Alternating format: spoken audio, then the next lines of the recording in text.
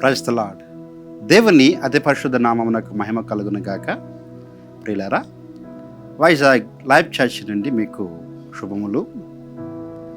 ఈ ప్రత్యేక సమయంలో హోప్ ఫర్ టుడే వాక్య సందేశము ద్వారా మీరు అనుదినము ఆధ్యాత్మిక అభివృద్ధిని, పురుకొల్పును పొందాలని ప్రార్థనాపూర్వకంగా వీటిని మీకు పంపిస్తూ ఉన్నాం.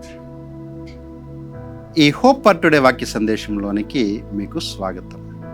యెషయా గ్రంథము 57వ అధ్యాయము 18వ వచనాన్ని మనం చదువుదాం. యెషయా గ్రంథము 57వ అధ్యాయము 18వ వచనము.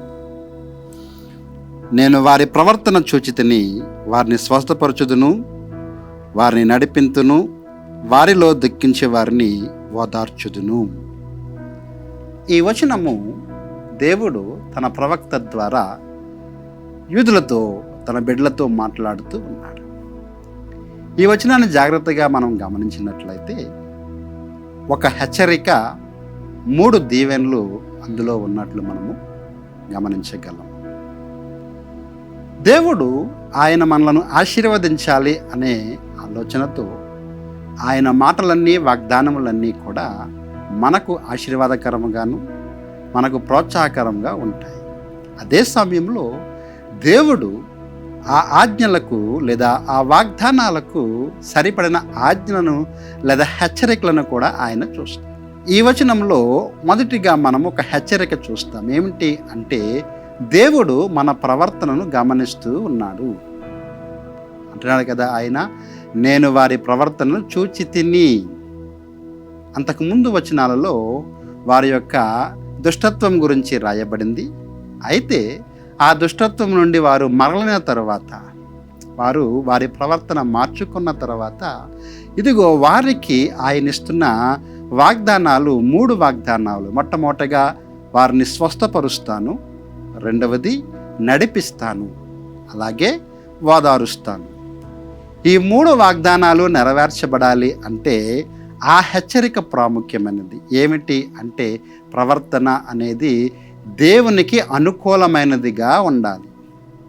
మన జీవితాల్లో కూడా ఈ 3 విషయాలను మనం కోరుకుంటాం: స్వస్థత, నడిపింపు, ఓదార్పు. ఈ 3 మనకి కావాలి అంటే అక్కడ ఉన్న హెచ్చరిక ఏదైతే ఉందో దానిని మనము గుర్తించాలి. ఏమిటి అంటే, మన ప్రవర్తన మనము పరిశీలించుకొని ఆ ప్రవర్తన దేవునికి ఇష్టమైనదిగా ఉండాలి. దేవుడు మన ప్రవర్తనను గమనిస్తూ ఉన్నాడు, చూస్తూ ఉన్నాడు.